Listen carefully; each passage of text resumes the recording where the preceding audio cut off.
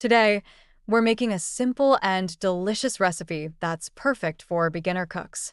Let's get started. First, we'll prepare our wet ingredients. Crack 2 eggs into a large mixing bowl.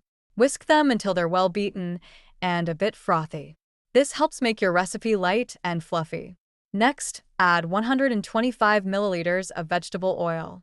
You can use any neutral oil, like sunflower or canola. Then pour in 250 milliliters of milk.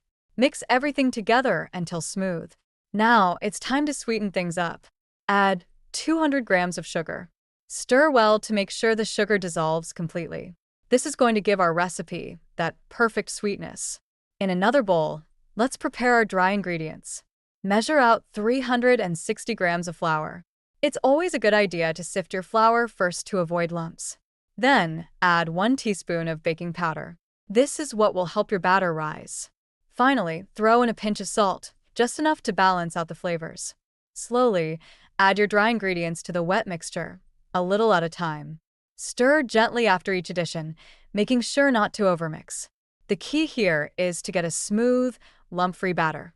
Once everything is combined, your batter is ready. Now you can use this batter to bake a cake, make pancakes, or whatever you like.